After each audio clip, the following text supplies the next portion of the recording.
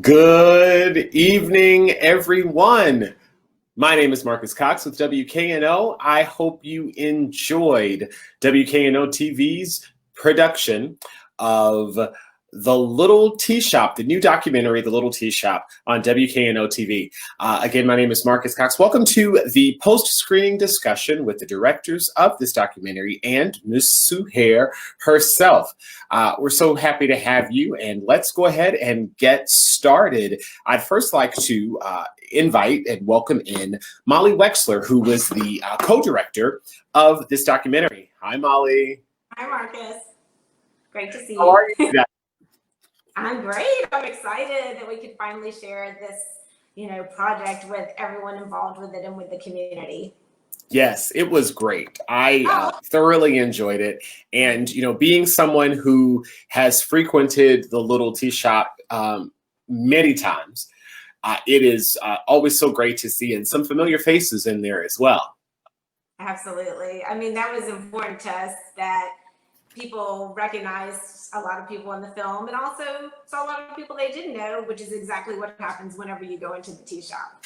That's right. That's right. So tell me, what drew you to making this project? Well, I saw Suhair out one night, actually at a different restaurant, and I got to thinking about the tea shop and how it had been around for 100 years, yet it was still the go-to place for Memphians, all kinds of Memphians, but especially downtown Memphians, lawyers, politicians, musicians, artists, and of course tourists are going there too.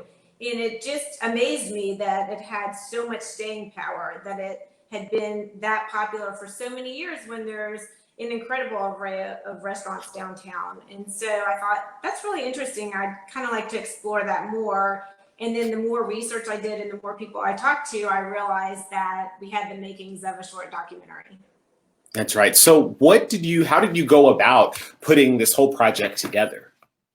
First, I interviewed, maybe close to 50 people who frequent the restaurant to find out their history there. Why did they go? A lot of these people go there every day for lunch. Right. That's right. The food's great. And Suhair is this magnetic personality that brings you in.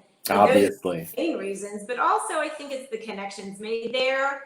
And one thing I learned is that the conversations had there have had an impact on these individuals, but also on the community, on Memphis. Ideas hatched there have been brought to life in big ideas. Right. Whole revitalization of downtown, a lot of those conversations took place in the tea shop. You could have even used a subtitle to the name of the documentary, If These Walls Could Talk, right? Absolutely, exactly. Or if these chairs could say something, right? Wish they could talk. That would have added a lot to the documentary.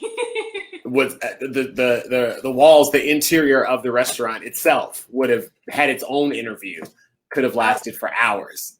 Hours. Absolutely. So you obviously didn't do this project alone. You gathered together some fantastic folk to put this together. You want to talk about that? Yes.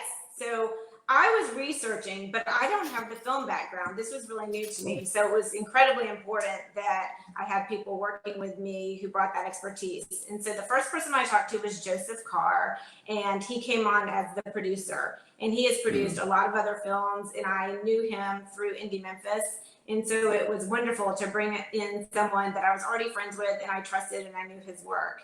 And then we wanted to bring in Matteo Cervente, and thankfully Matteo was available. And I'd also seen Matteo's work. I knew his style would really translate well to this, type of project. And I also knew that he had dined there. He was also an immigrant. He just brought a lot of things to the project that would be really relevant. A lot of things that would connect him to this type of piece, right? Absolutely. Yeah. So you said you got almost up to 50 people to interview. Did you have anyone who said, "Oh no, I don't want to talk about it," or was everyone kind of jumping at the bit to speak about their love of the shop? Yeah. Well, everyone talked to me, and everyone was happy to spill their guts about the shop, but not everyone wanted to be on camera. So sure. Clearly not all the interviews are on camera, even if their interview wasn't on camera, they added a lot to the project to help us weave the narrative. That's great. That's great. Well, you did a great job. And I'm for one, and I'm pretty sure everyone that's watching here today and the folks who this film is going to touch will certainly be in thanks, as I am, for sure. Yeah, it was a great time. Well, let's talk about it. Let's get in your cohort, your master in crime, your co-director, Mateo Cervante, in to speak to us too. Hey, Mateo. Hey, Marcus. Hey, Molly. Oh. What a fantastic film. You guys did such a great job. And you totally encapsulated what we all love about the Little Tea Shop. I'm glad it came through, because that was probably the biggest challenge, to portray something that's special and magical that Suhair is able to replicate every day.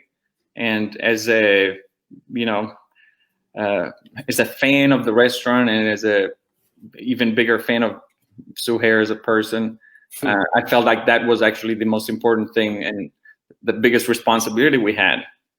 Yes, that's great. So let's talk a little bit about the filming process itself, because, you are obviously a very accomplished director and filmmaker, but this is a unique situation where you're filming at the time, because this was obviously all filmed before COVID and we all went into quarantine. So this is a living, breathing, working restaurant. And here you all are coming in with equipment and getting in the former mayor's way. And right, yeah. How did that all come together? Well, it went very, very well and smoothly. I think that, when you have Joseph Carr coordinating things, normally things tend to go really well. And so that aside, Suhair was very welcoming. The customers seemed to enjoy our presence. Molly has a way of just interacting with people, and she puts everybody at ease. So it was great. And the crew that worked there, such pros, because they know how to move into a tight space without, invading too much. So it was a great combination of skills, and both personal and technical, I think. That's great. That's great. Well, as much as folks are enjoying listening to us talk, I'm pretty sure everyone logged in to listen to the lady herself. So I think it's time for us to go ahead and bring in Miss Suhair Lauck, the owner of, oh, look at you, Miss Thing. Yes. Hey, Suhair. Hi, darling. Congratulations. I'm so proud of you. You did a fantastic job. We are here in tears, Oh. It was incredible. I love you guys. Mateo, Molly, Joseph, and the crew. What an honor to be in your this documentary, and I'm so proud to represent the tea shop and my late husband, James P. Lauck Sr. Yes. This is my babies. we see the eyes there. Oh, don't worry. I think everyone in Memphis knows that little guy right there. Oh yes, we certainly do. We know where his bread is buttered. Let's put it that way. That's my life. So, Ms. Suhair, tell us, what were you thinking when Molly and Mateo came to you and said, "Hey, we want to make film a documentary about the Little Tea Shop"? And when I thought first, I said, what would JP say or do? And I said, in honor of my husband, the late husband, that he bought the tea shop and he had the love and faith and the trust in me to take over and keep it going. I said, the least I could do in his memory is to say 100% yes. And I know Mateo, and I know the type of person he is and what kind of work he had done in the past and how many awards he won doing some films. And Molly, I know her parents very well. And I said, what a great honor to be in their presence and let them take care of this documentary and the history of the tea shop. So I was very pleased. That's great. That's great. I will tell you that I was a little bit of a celebrity today when I posted yesterday that I was had the opportunity to host this event and speak with you and Molly and Mateo. And my Facebook feed was filled with people saying, oh, I love Miss Suhair, this is going to be so great. Or you have connected and befriended so many people that I have friends who say, my mom and Miss Suhair are best friends. Or you shared a plane ride with a friend of mine coming home from New York once. And she was actually the one who introduced me to the little tea shop. So this has been great. I've gotten some awesome bonus points because of you. I'm going to exploit all of them too. You could pay me later. That's right. That's right. That's right. Great. Molly, Mateo, I certainly don't want to hog this conversation. I think that, again, this project turned out great. Is there anything you all think that you missed, or there's enough to do the Little Tea Shop Part 2? Well, we definitely had a lot of footage we couldn't use. And it wasn't that it wasn't good or wasn't applicable. It's just we were trying to limit it into the half-hour time frame. And so we could probably make a whole other documentary with other stories and other, themes that we could have explored. But I will say that when we went into the project, we were thinking of the history of the restaurant and the connections made there. But in the end, every person we interviewed couldn't stop talking about Suhair, and it became clear what the real story was. That's right. That's right. Yes, you have some kind of magic. Well, actually, it's not even magic. I know exactly what it is. It's a secret ingredient, and it's love. And I know I certainly feel it when I walked in, to the restaurant and met you for the first time. And I know that I'm pretty sure that everyone else would say the same thing. I wish I have seeds to sell. I wish I had seeds. The town and the United States and abroad, and make this world a better place, because that's what we need is love, sweet. Yes. That's what we need. Yeah. Absolutely. Absolutely. Actually, I will give you an antidote. I will tell you, we met a while ago while my wife and I were still in college. And then we got married and moved to Atlanta. And I lived in Atlanta for about 14, 15 years, and moved back and got a new job working, and then came in for lunch one day. And I walked in through the door with someone who's brand new to Memphis. And I walked through the door, and you just met me and greeted me as if I was gone and had just came back a day later. That's right. That's right. Yeah. Yeah. And, again, you gave me some massive brownie points that day too, because I got a deal done, as many people have at the tea shop. But I got that deal done that day. And I know that it's because, you treated me so well. My pleasure. That's how it's supposed to be. Yes, absolutely. Absolutely. Well, Mateo, you've been too quiet. You got to tell me, how did everything turn out for you?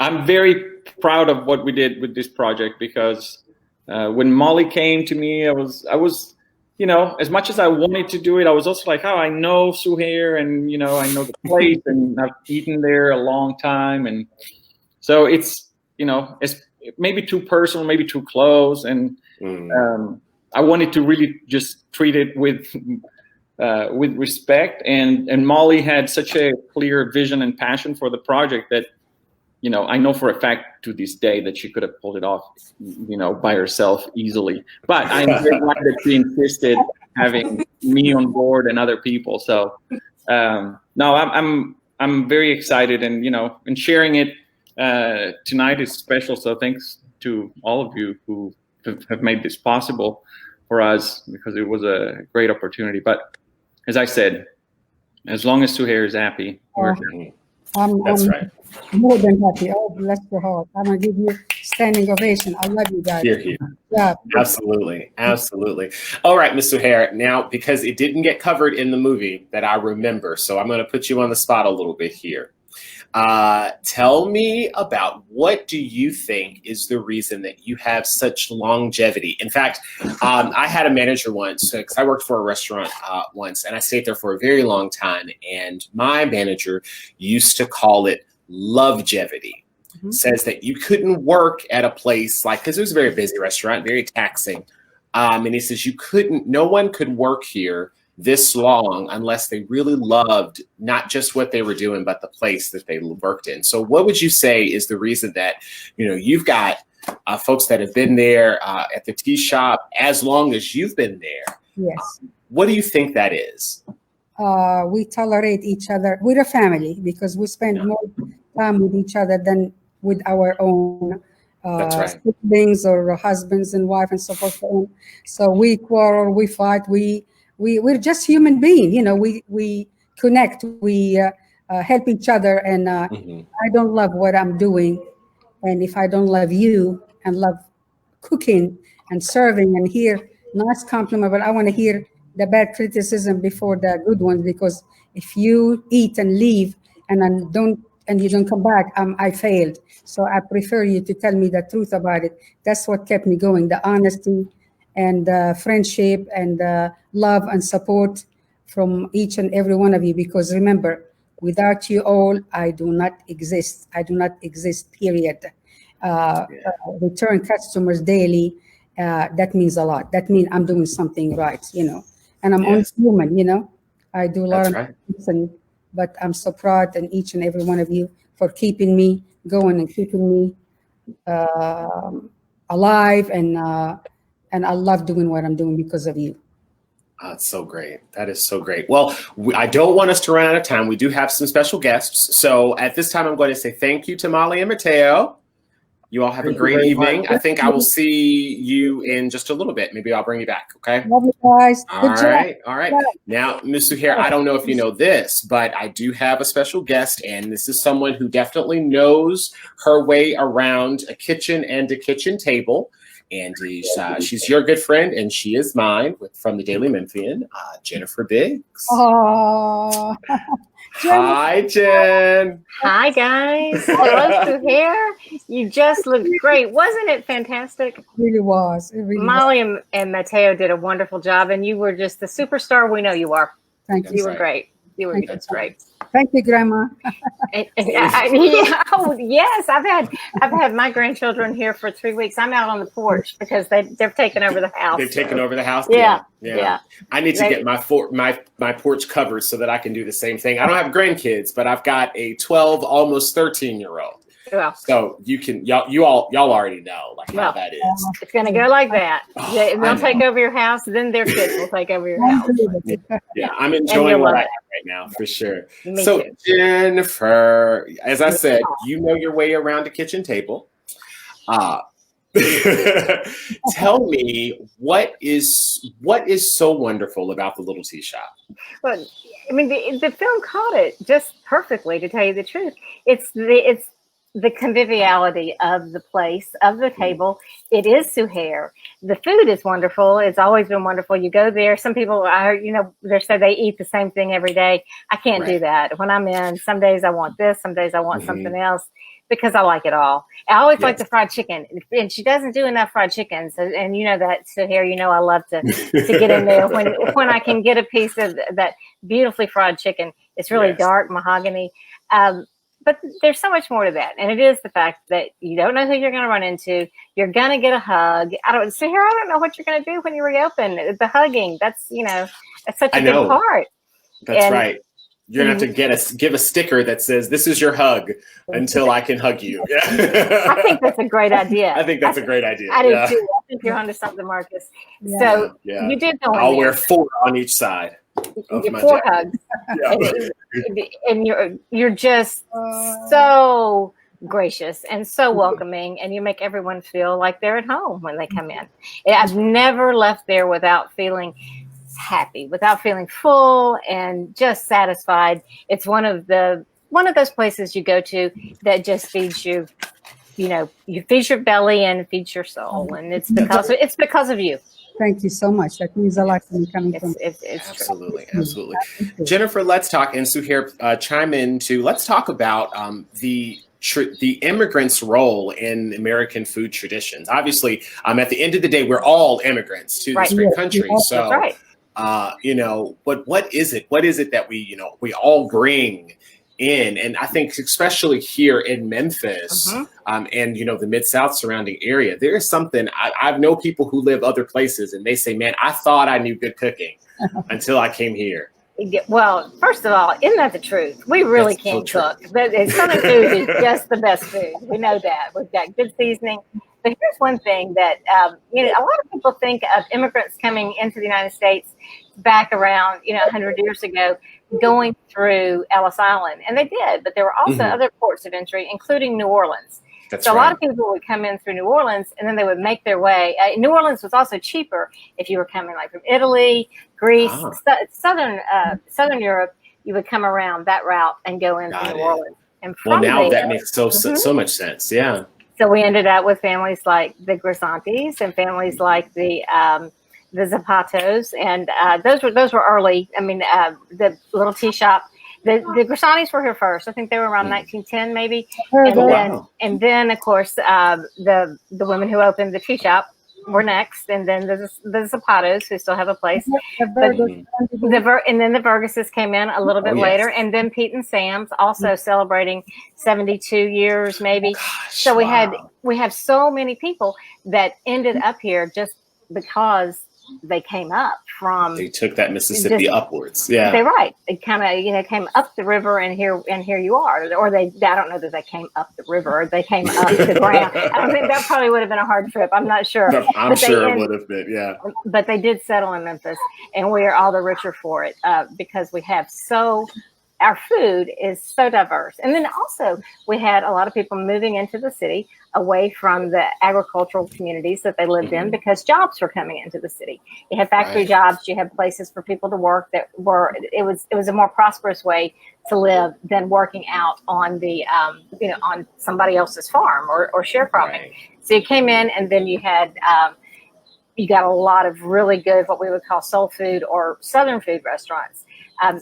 The Four-Way has been around also for about that amount of time. Remember, Irene and Clint Cleaves, and of course, after they died, then Willie Bates took it over, and now it's back in the hands of his daughter. So we have a woman running the Four-Way again. It's all full circle, and we have, and let's not forget while we're talking about women, this is not immigrant, but women in restaurants. Of course, Justine Smith was, she just sort of ruled over the city and the fine dining in the city for decades. Yes, absolutely. I'm glad that you spoke that. You segue me into the next thing I wanted to talk about, and that is the power of women-led businesses, especially in restaurants. There's obviously Felicia Suzanne and Miss Suhair, Glenda Hastings at the Napa Cafe as well, who was great. And she was one of my first bosses, and actually working at Napa got me through college. Yes. So good for you. Totally grateful to her. Yeah. And totally grateful to her. And of course, Karen, let's not forget Karen Carrier, who was in the documentary, and she's just a force herself, and always doing something creative and great and fun. And then of course, Felicia, you mentioned, and then we have also, there's BJ Chester Tamaya at Alcinia's. And she's doing a good job. We have Patrice Bates Thompson at Four-Way we were just talking about. But there are also a lot of women who Tam's Underground as well. Oh gosh, yes, that's right. And she's closed right now for dine-in, but like you are too. But the things are a little different at the moment. But she makes really good food, as Chef Tam does. And then there are a lot of women who are sous chefs in kitchens who are doing a great job. The younger women that I hope to see owning their own place someday too. There's Marissa at Sweetgrass. Her food is fabulous. It is awesome. Emily over at River Oaks. These women, it's so artful. Also, it's very well presented. Lots of things that women are involved in that we'll see how it goes as we see how the restaurant business goes. This is, these are unheralded times. So we'll certainly. And we're looking forward to seeing you back open, Suhair. Yes, without a doubt. Work on those stickers, Miss Suhair, because I'm definitely going to need those hugs. Yeah. There's your hug from me too. Hugs. Yes, absolutely. Well, it is, I think that Jennifer, you've certainly been leading the charge in the bandwagon of not forcing, but encouraging. That's the word. Encouraging, everyone to continue to shop local and to support local businesses and restaurants. And they certainly need them at this time. So thank you for that. And thank you for continuing to do what you do. And thank you for your time tonight as well. It was a pleasure. Thanks. Love you. Thank you so much. Jennifer. Love you too. Love and peace. Bye. Bye. Bye. Whew, what a great time we're having. Oh my gosh, we're almost out of time. Let's bring back Molly real quick because I want folks to know what's happening next with the documentary. Molly, you're back. So what's happening next with the Little Tea Shop documentary? We're sending it to some things. Okay, but I will answer that. But first, I really just want to say a special thank you to so many people who supported this film, and this film would not be made without them. And so their names were listed, in the credits, but a special shout out to all the people who helped contribute to the film, and especially to the Memphis Film and TV Commission in the city of Memphis. Our film was the first one ever selected for their local incentive program, and without that support, the film really couldn't have been made. So I just want to give a special thanks out to them. And so next, we have submitted the film to 25 film festivals, and the film festival cycle kind of goes year round. So we'll continue to submit as those openings for new festivals come up. So hopefully it'll get into some festivals and people around the country will get to see it. There's definitely, I think, a universality to the message. And so we're hoping that it'll get into some Southern festivals, some food film festivals, some documentary short type of film festivals. And also there's actually some Palestinian film festivals in Muslim. Awesome. Oh, yes. Awesome. Yeah. Woohoo. That will be great. I'm thinking this is not maybe the average film they get for that. It might be a very unique film for them to screen. Awesome. It's going to be great. I'm telling you, Ms. Suhair, when you open back up, get ready. This film is going to spread globally, and then everyone's coming to Memphis. And, I hope developers are ready because they're going to eat the food, fall in love with the city, as we all have, because we already know the secret. We know the treasure that's here. And I know I have this feeling that we're about to have a major boom. And people are going to come to the city, love it, and stay. So it's a great, great time. It's a great, great time. Thank you, Molly. Thank you so much for all of this and everything. And I think we have one more time. Just hopefully they're here. We're going to bring in one more guest. I'm told to vamp a little. So tell me this. I got questions here. Tell me this, Ms. Suhair. You were a Palestinian woman, moved to the South with your husband. What were you thinking when you got here to Memphis? Did you automatically figure out the secret, or were you saying, what am I doing? Let me get on the first thing running back to a much bigger city? No. The minute I arrived, the first week, people adopted me. They were giving me wedding shower. They were taking me places, introduced me this and that, and I kept saying, "Who are these people? Why they're doing this for me? I don't know them." And that's the hospitality. That's the love. And I would not trade Memphis for the world. This is home, sweet home, and nothing like Southern hospitality. So I owe it to the citizens of Memphis for keeping me here because I love them.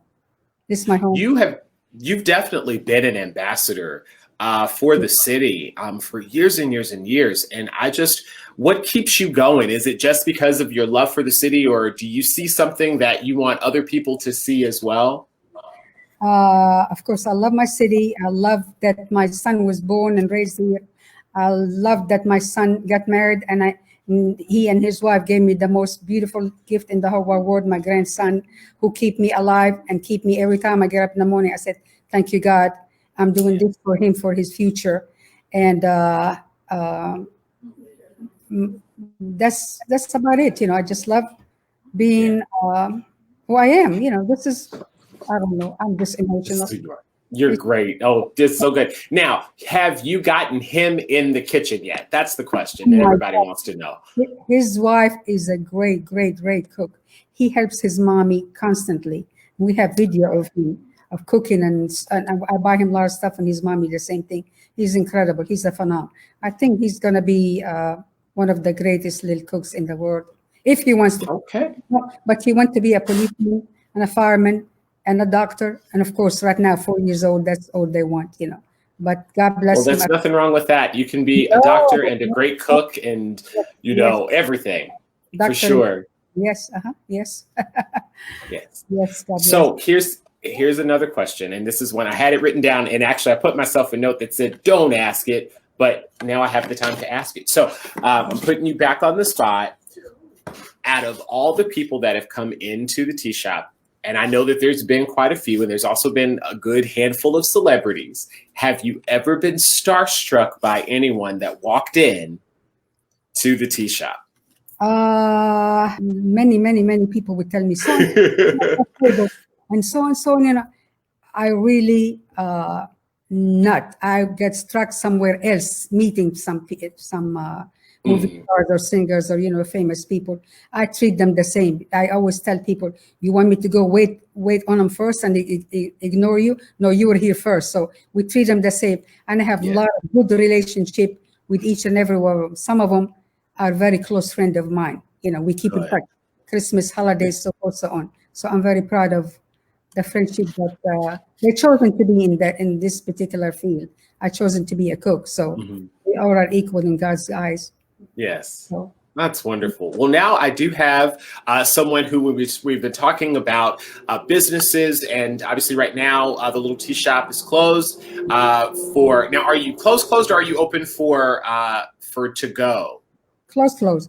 Closed, right. And understood completely. I'm completely understood. But I know that there are people working on your behalf, on our behalf in the city that are doing, you know, I feel a great job on trying to keep us safe and still trying to do things to bolster our economy long before there was even, you know, the mention of COVID and putting us in quarantine. And that is the president and CEO of the Greater Memphis Chamber of Commerce, Ms. Beverly Robertson, who is here now. Thank you. I'm glad to be here. And Hello, Madam President. How are you? I am. Can you hear me? Oh, yes, ma'am. Yes, Good. ma'am. I am glad to see all of you, and I'm glad to especially see my friend Suhair. I love you, Beverly. Is the sweetest person in the world. Agreed. I love you. Yes.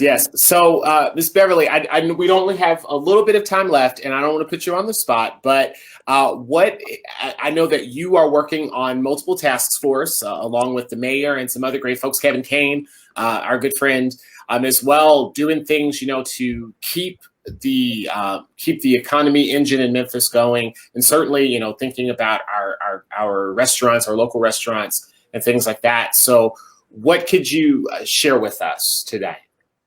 Well, you know, we really are in the midst of three pandemics. One is a health pandemic. Certainly, we're in the middle of a recession. That's an economic pandemic. And the third one is a sociological pandemic because of all the social justice efforts that are underway to change systemic problems that we've historically had.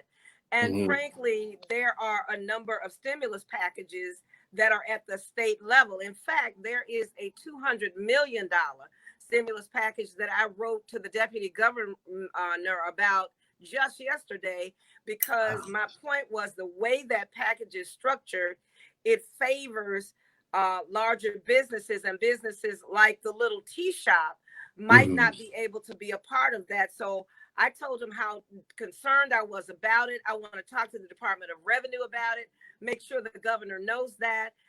He just signed this on June 2nd. So those dollars have not yet been fully activated. So perhaps there's an opportunity for our smaller businesses, our restaurants, our beauty salons, barber salons, and all of those businesses that rely on traffic to keep them going. Perhaps they can get a piece of that. Those are the kinds of things that I want my lobbyists to be lobbying for, both in Nashville and in Memphis, because look, small businesses are the engine of our economy here in Memphis, Tennessee, and we cannot let them fail. That's right. That's right. Well, I am grateful to you, you know, that you all and your team certainly are, for lack of a better term, Ms. Robertson, you guys are bulldogs, and you get out there and definitely say what needs to be said and work so hard for it. So we certainly appreciate it. And if you have anything to say to our audience tonight about, you know, just continuing to do their part to keep us going and safe. Yes. Well, what I would say is that, well, the first thing I'm going to say is that there is no greater cheerleader for the city of Memphis, all things Memphis, than Suhair. And I mean that sincerely. That's right. She's not from Memphis. She's not from Tennessee. She's not from this country. But you can't find a more supportive person Oh, of Memphis than Suhair. And what I would say to the general public or to anyone who's listening, listen, wear your mask, protect Yes. yourself and others as well. Make sure we are socially distancing, make sure we're washing our hands, and make sure that we are doing the things we need to do to make sure that restaurants like the Little Tea Shop and others can get back into business and they don't experience these rolling closures, because that's damaging. How Yes. do people keep jobs when we are closing down and opening up and closing Opening up and down? closing But again. that's because we don't Yeah. have the discipline Yeah. to do what we need to do. So let's do what we need to do so we can make sure our businesses like the Little Tea Shop, like our hotels and motels and our museums and our small businesses can open and stay open. thank you. Yes, ma'am. Thank you. Thank you. That's what we needed to hear. I know I'm ready to go, ready to work and do the work. Thank you so much, President and CEO of the Greater Memphis Chamber of Commerce, Ms. Beverly Thank you, Robertson. Beverly. Thank you so much for your time tonight. I Thank love you you. for asking. Thank you, Beverly. I love you too. God See, bless. this is what I'm talking about. Yes. I just need some of those corn sticks and honey. You got it. You got it. All right. Yes. All right. Thank you. God Well, bless. that is our time today. Ms. Suhair, any parting words of wisdom? I think you've already said it, but if you want to share that love one more time, and Molly, please chime in as well. Well, I hope and pray to God that all this craziness in the world will be over soon and we'll go back to our normal lives. And just, it's depressing. So I hope and pray all of us will be good soon. That's right. That's right. I love you, Well, I Molly. believe that if everyone would just try a third of sharing of love that you share to all of us, to, you know, folks who come into the Little Tea Shop, the folks around the city, what you've done, you know, in your charitable giving and of your time and effort and energy, and the mentoring that you've done for young business people as well has been so great and wonderful. And I think that if, you know, our city, just if folks in our city did a third of the love that you share to others, we would be definitely in a great place. Thank you so much. I thank my mom and daddy for that. Yes, yes, yes. Molly, thank you for putting together a wonderful documentary. Bravo, Oh, Mama. I'm so Yes. pleased that WKNO wanted to air it and that we could, you know, highlight Suhair in the tea shop and share it with Memphis. Thank you. Thank you. All right. Thank you. Well, I enjoyed our conversation and I talked too long. We definitely went over our time, but thanks to everyone for chiming in, and thanks for everyone for logging in and watching. And thank you for watching the Little Tea Shop documentary on WKNO TV. As always, you know, public broadcasting needs your help and your support, and I certainly hope that you will do that. And until then, we will see you next time. Stay strong, Memphis. Thank you. God bless. God bless. Bye-bye.